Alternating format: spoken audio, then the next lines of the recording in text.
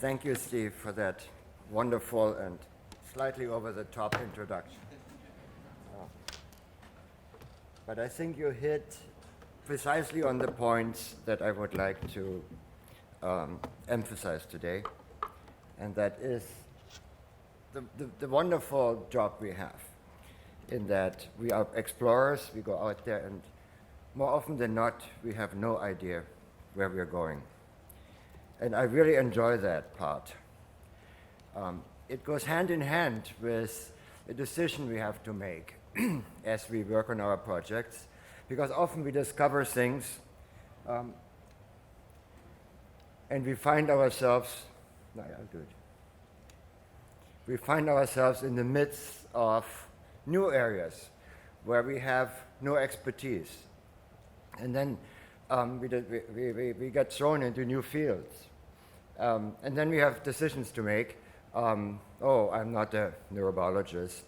That is work for somebody else, and we will decant that project. Or we say, well, it seems we have to become a neurobiologist. And for me, that's what's so exciting, right?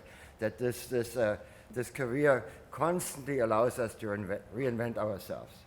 So I'm going to tell you one of these stories that is developing in the lab. And frankly, I'm a little bit on thin ice with some of these developments here at the end. I'm going to show you a result that simply looks too good to be true, and we'll have to work through it. And many of you may actually know more about what I'm going to tell you about than I do. But I think that's one of the real wonderful things of our careers. What I want to tell you is the discovery of a small molecule in my lab, and it started with a normal extension of a project that we've been pursuing for many years.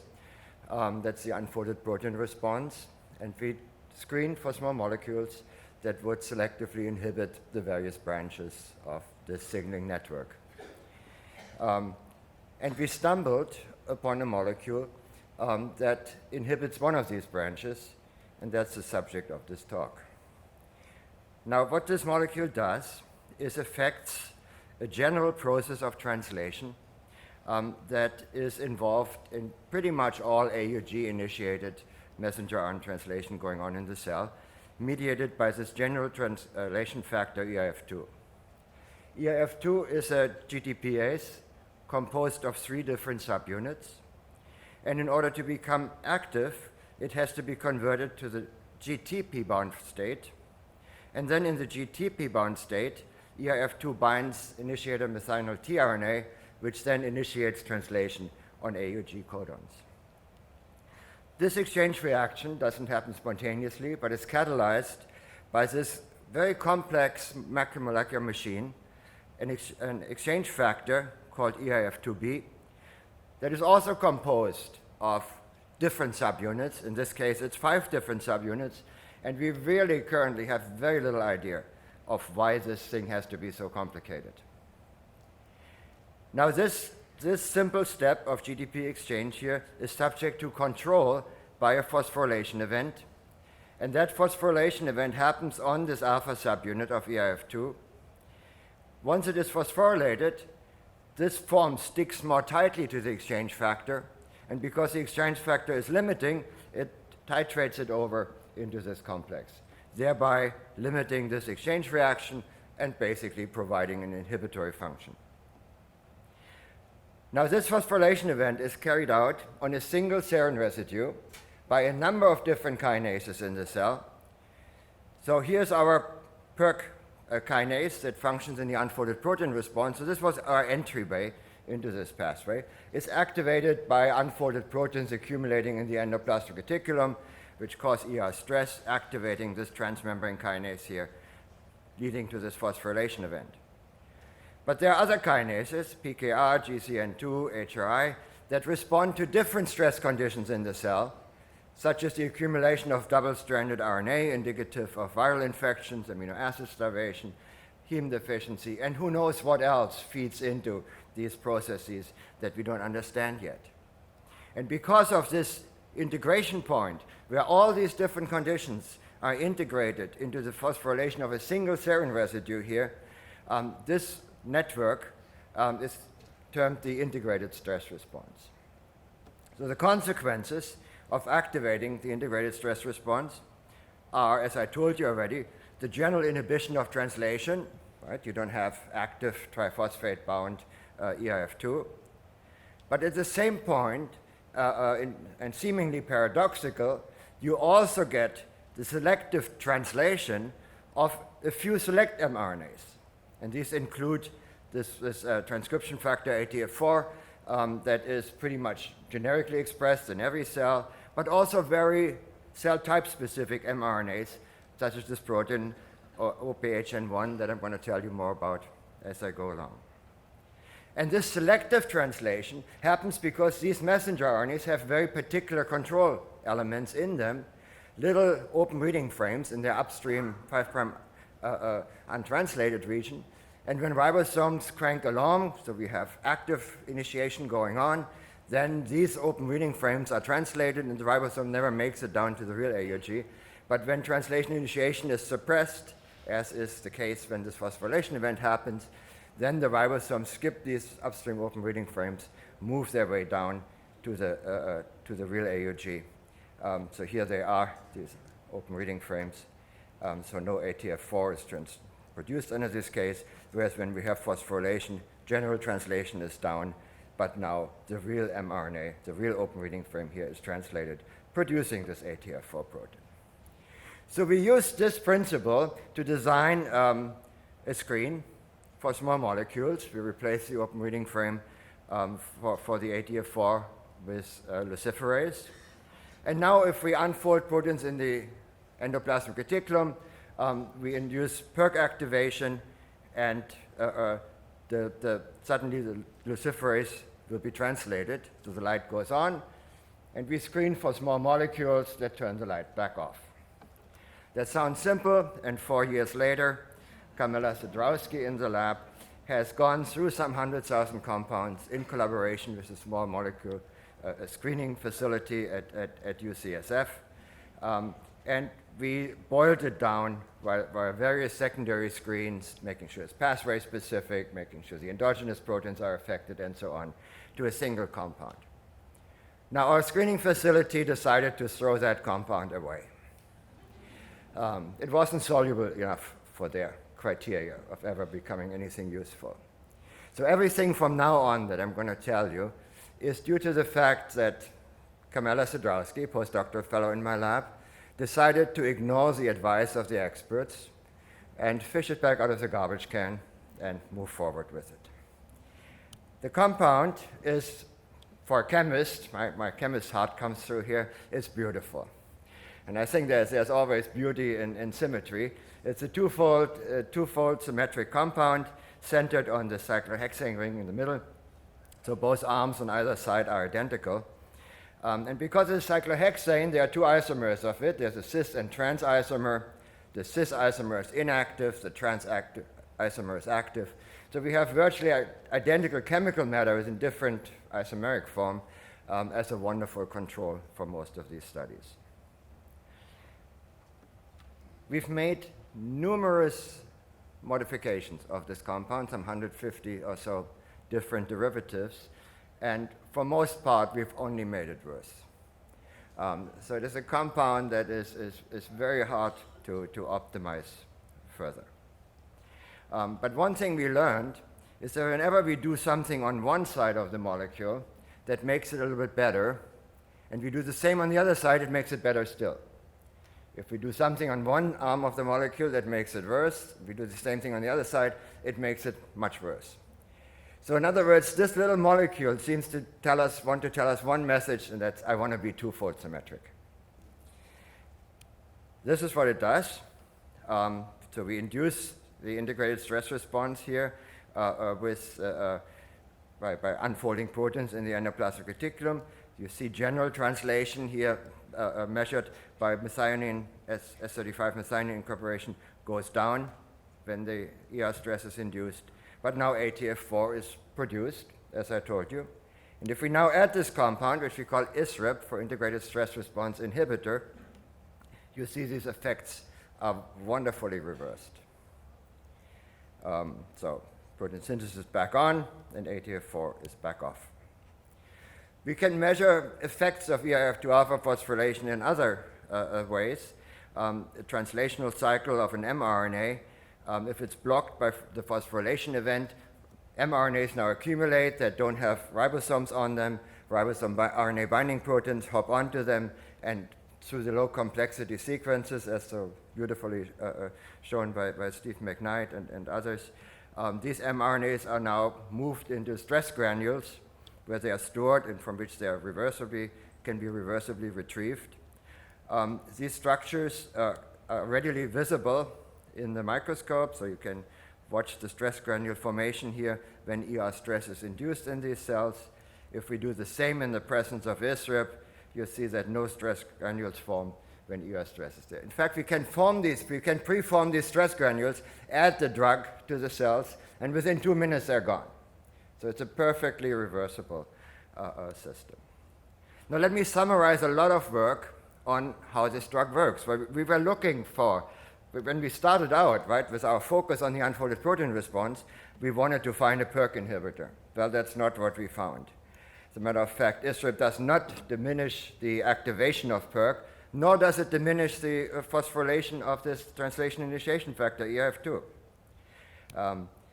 It blocks translational attenuation downstream of all different kinases that have been tested, and it reverses all the translational effects that we see. So basically, it makes the cell immune to this phosphorylation event, which we assessed very carefully by ribosome footprinting with Nick Ingoglia, one of the inventors of ribosome footprinting with Johnson Weissman. And as I showed you already, it rapidly blocks and reverses stress granule formation. So based on this, then we conclude that ISRIP really works downstream of all of these events at a step where this phosphorylation event here would affect translation. It is really a marvelous compound. Right out of the screen, an in-cell efficacy of 5 nanomolar. So normally when you do these things, right, you're happy if you end up in the micromolar range, and then you do a lot of chemistry to get the affinity down and the efficacy down. But this molecule, just out of the screen, was already wonderful. And of course, this explains, right, why our screening facility wanted to discriminate against it. It's not very soluble, but at 5 nanomolar, you don't need to be very soluble, right? So we improved it about tenfold by just changing some of the substituents at the end. Again, right over the screen, it had good PK, so it's bioavailable when we inject it into animals. It has showed good blood-brain penetrance. Again, you normally have to work on getting there. It's orally available. And most amazingly, it shows no overt toxicity when injected into mice. Now, all the fancy methods that we teach our graduate students, or that as a graduate student you learn, putting biotins on and trying to pull on the target, using cross-linking approaches, click chemistry, and whatever, all these sexy methods all failed for us. We only pulled out crap. So the target identification has been difficult. But as I told you, from the structure-function analysis, we had this inkling that we needed that a twofold symmetry might be important. So what is ISRIP's molecular target? So the conventional approach is failing. We collaborated with Johnson Weissman and used an shRNA approach, where we expressed a library of shRNAs in cells and asked knockdown of which gene would make the cell more or less sensitive to ISRIP. And this approach identified 2 subunits of the exchange factor. Now, pretty much at the same time, 2 papers were published that showed that this complex exchange factor is not just a heteropentamer, but actually exists in the cell in an equilibrium with a decameric form in which 2 of these pentamers come together.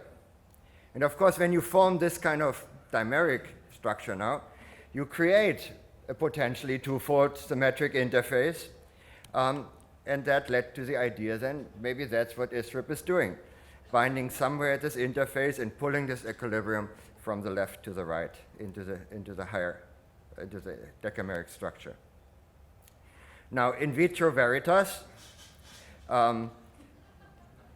we did the direct experiment, taking an extract from cells that have been treated or not treated as a control with the ISRIP. And you see on the sucrose gradient here that the subunits of this pentameric complex sediment in a position on the gradient, sedimentations from left to right, that is consistent with this being in a pentameric complex. And here are two markers of other initiation factors. And then if we add the drug to this thing, you see that we get a distinct shift into the decameric form of the exchange factor, whereas the other proteins stay put in that gradient. So a very clean result. We can do that by pre-treating the cells with the drug. We can also make the extract first, then add the drug, and now we can take the purified exchange factor, add the drug, and show that we move it into the decameric form. This is a biased analysis. We are looking at bands with the antibodies at proteins we want to look at. So we profiled through this peak with a quantitative mass spec analysis and looked for other components that being integrated there. And then we correlated their sedimentation behavior. And if you look at the best correlation here, you see that all 5 subunits of the exchange factor stand out above the general noise in the system. So we are pretty confident at this point that it's really just these pentameric things coming together, forming this higher order complex. Just a few weeks ago, a structure from ASBMB exchange factor was published by these Japanese workers, and it crystallizes in this decameric form, forming this interface here that contains twofold symmetric interfaces. So these are regulatory subunits here, and these are the catalytic subunits that form for the nucleotide exchange. So to summarize a lot of enzymology that we did on this fraction, is that what ISRIP does is it makes this exchange factor more active, and it lessens, most importantly, it lessens the inhibition that is exerted by limiting a concentration of the phosphorylated form of EIF2. So it doesn't completely block it, but it lessens it, and presumably by forming a larger order complex here, what we do is we bring allostery into the regulation, so we change the shape of the inhibition curve, and thereby we now have a window in which the phosphorylation event shows differential effects in the cells. But at high phosphorylation events, we would still see the protective and the functions of this phosphorylation regulatory event, and that may explain why this molecule is not toxic to cells, because you need this regulation in order for life. So we are pretty confident that EIF2, that the GEF, is the target of ISRIP, and this was independently confirmed by our competitor who tried to outrun us in identifying the target, and that's David Ron's group. And I think it illustrates wonderfully how valuable competition can be, because it validated, we mutually validated the result, and there's very little a question about it. What David did is they isolated mutants, somatic cell mutants that are insensitive to the action of the drug, and the mutant mapped into one of the subunits of the exchange factor. And when we take and we identify where that mutant would fall in the POMB structure, we don't have a human structure yet where we are doing this, so this is projection. You see that it falls neatly in the middle there, and everything seems to make sense. Of course, ultimately, we need a structure, we need to see where it binds, and we need to try to make sense of this in a still more defined way. And while all of this was going on, I had a phone call with my friend and colleague Nahum Sonnenberg at McGill. And Nahum has been working on translation initiation for a long time, but the most parts of his career. And in this phone call, he alerted us to a portion of the literature coming from his lab that frankly we hadn't read. And it links this phosphorylation event of EIF2 to synaptic plasticity. So a completely different field, sort of a discussion that came out of, that was started for a completely different reason, and that's where serendipity comes in, right? Serendipity really has been our friend. So Nahum's evidence comes from the fact that they've been studying heterozygous mice in which this phosphorylation site on EIF2 is mutated, so it cannot be phosphorylated from a serine to an alanine. And these heterozygous mice learn better. These mice, homozygous mice are dead, but the heterozygous mice are just fine. They have no major phenotypic appearance of any defects, but they can learn better. And here, of course, we have a drug that would do precisely the same thing, right? Lower the efficacy of this phosphorylation event. So right, in the heterozygous mice, we only have half as much of the phosphorylated form, of the phosphorylatable form, and here we have this drug. So we send it to them and say, well, add it to your assays. And I think the important thing to stress again is that we did that at a point where we didn't know that this compound had any PK, any to measure, and we had no idea that it would cross the blood-brain barrier. So all of that happened in retrospect. And Nahum was adventurous enough to just do the experiment. So here is, so we can measure learning in this Morris water maze, where mice have to find this hidden platform in this tank of water, and they interpret this with higher brain functions by interpreting visual clues in the room. And if we do this experiment in a light learning regime where we don't overdo it in the training period, so we have some room under the curve, you see that control mice, the time they need to find this platform sort of start plateauing after a few days of training and assaying, whereas mice that have been injected with the drug do substantially better. We can look at learning behavior in different contexts. In this case, we used contextual fear conditioning, where mice associate this cage with receiving electric foot shock. And what you see here, and then when they then get put into that cage, they start freezing. So you count the freezing behavior. You see if we do this assay after 1 hour of training, there's hardly any effect. But if we look a day later, 24 hours, we now see significant differences in the remembering that cage as being a bad cage in the presence of the drug. In this case, the drug was injected after the training, so it's not how the perception of the different environment, but it's really moving something from short-term memory into long-term storage. And finally, we tried auditory fear learning in rats here, where again a sound is associated with a foot shock, and the same result. Short-term memory had no effect, long-term memory, a substantial effect in the presence of the drug. So what this tells us is that the integrated stress response via this phosphorylation event must inherently limit memory consolidation. So evolution hasn't optimized the process. And by either doing this genetic modification or doing the drug treatment, we can release this brake. So we don't want to remember everything, right? We want to carve out the important things of taking them on for tomorrow. So there is probably a benefit why evolution hasn't gone there, and we can come back. So how does that happen? Well, there are two different ways, two principal ways in which synaptic plasticity can be controlled, and both of these involve the regulation of the glutamate-gated ion channels, or AMPA receptors, in the postsynaptic membrane.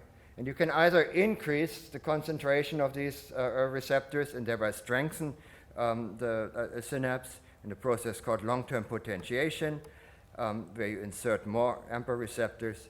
And this is opposed by the yin-yang of plasticity, an effect in which you have long-term depression, which weakens the synapse by decreasing AMPA receptors, by inducing their endocytosis and degradation.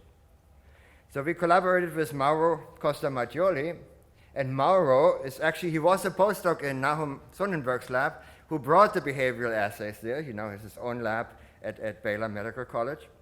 And he found that in mice in which you take the wild-type mice and you induce this process of long-term depression, so the removal of AMPA receptors, you can measure that electrophysiology in brain slices. So you induce this process pharmacologically by this little molecule here, and then you measure postsynaptic currents, and you see as you induce long-term depression, the currents no longer recover to the same level in which they started. If you now, this is wild-type, brain slices from wild-type mice, if you now do the same in the heterozygous mouse, you'll see that this process of long-term depression is completely blocked. But what happens with our drug? The same thing. We can block long-term depression by just doing the drug treatment in the brain slices, and if we add an inactive analog, it does not occur. You can look at the concentration of AMPA receptors directly by staining these brain slices and quantifying the antibody bound. So we start out at 1. In the wild-type mouse, you induce the long-term depression. You see that the AMPA receptor concentration goes down. If you use the heterozygous mouse, it does not budge. If we do the same with the drug, the same results. So we go down when we induce long-term depression. In the presence of ISRIP, nothing happens. If we add an inactive analog, the effect is undisturbed. So we have a perfect match between the genetics and the ISRIP pharmacology. And this gives us great confidence that what we are measuring here, that the drug actually acts on target. So Mauro's lab went one step further, and they identified this protein, OPHN1. It is a neuronally expressed protein and is translational upregulated in this process of long-term depression. And it has the very same elements in the 5' untranslated region as this ATF4 thing, so it's selectively translated, just like ATF4 is under these conditions. And it is a protein that's implicated in AMPA receptor downregulation, binding to the endocytic machinery and activating it. And indeed, if we use an shRNA to this protein, you can block these effects that I just showed you about. So we have a reasonable model then, of our current working model, how ISRIP works in this context and how it affects this. So what do we do with this? Of course, I mean, any cognitive enhancer has the possibility of great abuse. So we don't want to give it to the tiger moms who feed it to their children the day before the exam. So ISRIP, the taste kids love. Could we have some more, please, Mom? So, but there are many legitimate clinical conditions in which the cognitive functions are diminished. And I mean, the most directly linked disease indication is this rare genetic disease called vanishing white matter disease, where basically the myelination of the brain goes away. And it's associated with severe cognitive impairment and various other, the age of onset varies in the patients. And 95% of these patients have mutations in EIF2B, in the exchange factor. And these mutations are splattered all over the different subunits. So in these patients, right, both parents contribute a partially defective allele, and then they come together, probably forming a hypomorphic exchange factor activity. But here we have an activator, right, of this very enzymatic function in the cell. So we have great hope that some of this work can be translated into helping these kids. Presently, there's absolutely no hope. It's a degenerative disease that just nothing can be done. But then there are other models, right? We can think of all the neurodegeneration models where cells in the brain no longer function properly and die. where we have neurodegenerative diseases that follow, so ALS, Alzheimer's, Huntington's, Parkinson's, and so on. And as it's becoming increasingly aware, it's also happening during normal aging, right? So I hope something can be done here in my health span. But in all of these conditions, you would need to give the drug permanently, and this is, of course, a much higher goal. So we decided to focus on other models in which we have the acute onset of cognitive dysfunction. So there's two conditions that we've looked at. One is called post-operative cognitive dysfunction. This, whenever you have a major surgery, you create tissue trauma that then leads to weakening of the blood-brain barrier and actually leads to inflammation in the brain that leads to a decline in cognitive abilities. When I had my hip replacement, I probably was dumber the next day. In most cases, this is a temporary effect that goes away, but particularly in some elderly patients, it can lead to permanent dementia. And it's an effect that isn't really advertised. It's a strong clinical unmet need. It isn't advertised by the surgeons, right, who they want to sell you their artificial hips. But it would be good to do something about it.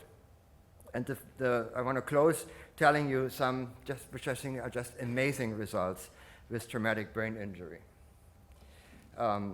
where a mechanical insult to the brain leads to cognitive dysfunction. And for this work, we collaborated with Susanna Rossi at UCSF, who works at the Trauma Center, and she's developed these models for traumatic brain injury. They basically deliver a very controlled mechanical injury to the brain. The mice recover from these injuries, and a couple of weeks later, their motor functions are fine. They look like happy mice, but they cannot remember anything. So they are permanently demented under these conditions.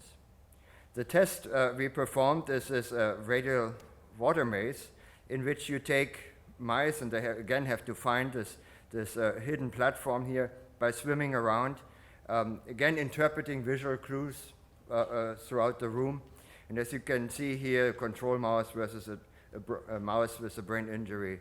The mouse with a brain injury basically swims around uncoordinated. And you can very simply count how often it swims down the wrong arm. And that's the measurement, the number of errors that it does make. So here's how the experiment was done. We inflict the injury. We let the mice recover for 4 weeks. After 4 weeks is the first time they see this drug. Then they get trained. In the evening, we inject the drug again, another day of training, another injection, and then we test for memory the next day or a week after. And this is what the control data would look like. So you see a mouse subjected to traumatic brain injury, to the insult, doesn't learn at all, so the number of errors stays constant. This is day 1 here. The mouse that went through the operation but didn't receive the blow on the brain is learning just fine.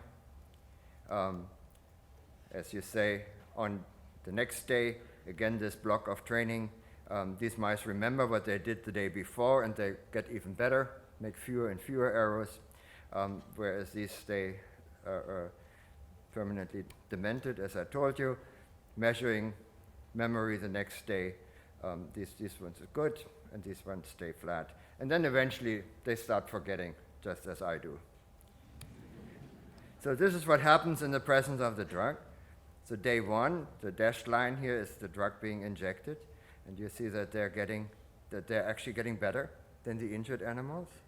In this case here, injection of the drug into the uninjured animals makes no difference because there's no room under the curve. We're training them, we're really trying to make them.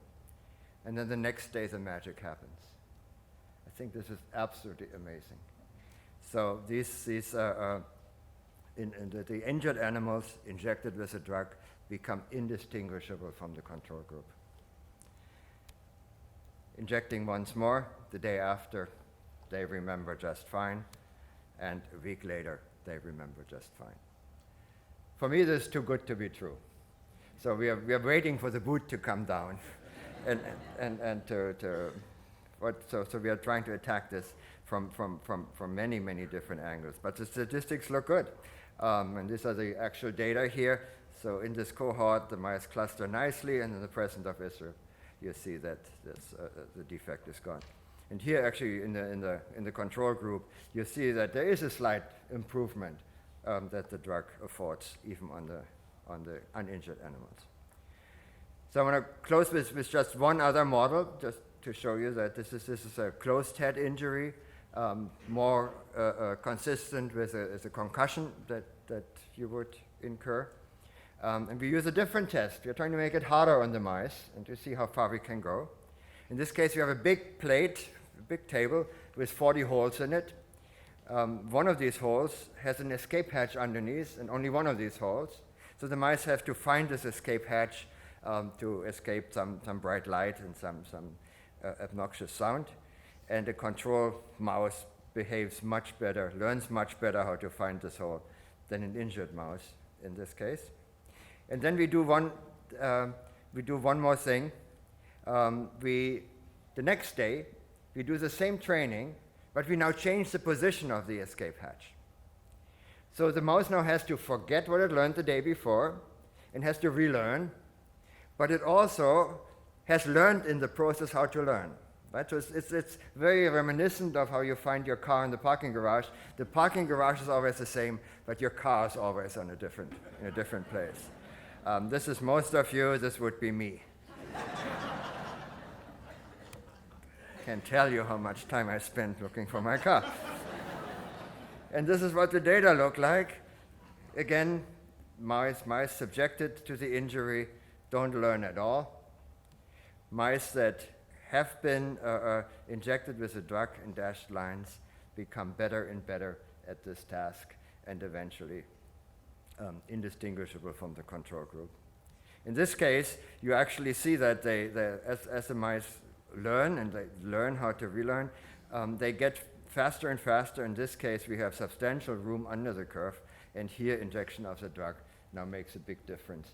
Even in the uninjured animals, they reach this plateau much faster than the other guys would do. So this is basically where we are. So we have, of course, no idea whether any of this will translate the way we hope to into a human clinical setting. But we have great hope. In the meantime, there are other ways in which football players could prevent traumatic brain injuries. Let me just summarize quickly what I told you. So we identified ISRIP as a potent first drug-like molecule to block the integrated stress response. It binds to and activates. So it's one of these rare molecules that's actually an enzymatic activator rather than an inhibitor. This exchange factor by a process of building a higher order complex by dimerization. We showed ISRIP's efficacy as a cognitive enhancer, and with that identified the integrated stress response as a druggable pathway and its inhibition as a promising avenue to combat various cognitive disorders. And I showed you this amazing efficacy in this model of traumatic brain injury. And we have similarly amazing results with the post-operative cognitive decline in collaboration with Mervyn Mays at UCSF. And the point I cannot overstress is the fact that all of this emerged as a result of purely curiosity-driven basic research. And I think we should really take this opportunity to remind our funding agencies that this is such an important part of our scientific enterprise. This work was massively collaborative because we had to pull in so much expertise that wasn't ours. and especially Nahum Sonnenberg, Mauro, and Susanna Rossi here, who I told you about. And we had this wonderful funding mechanism by the Howard Hughes Medical Institute, which allowed us to actually pull in collaborators and into a collaborative activity. And most importantly, the work was pretty much exclusively initiated in my lab by Kamela Sadrowski, a postdoctoral fellow, and later Jordan, as a rotation student, joined the lab and identified ISRIP's target. Now, Kamela has an interesting history in that she was actually a graduate student in my lab. For those of you who have followed the story of the unfolded protein response, she discovered that IA1 is an endoribonuclease.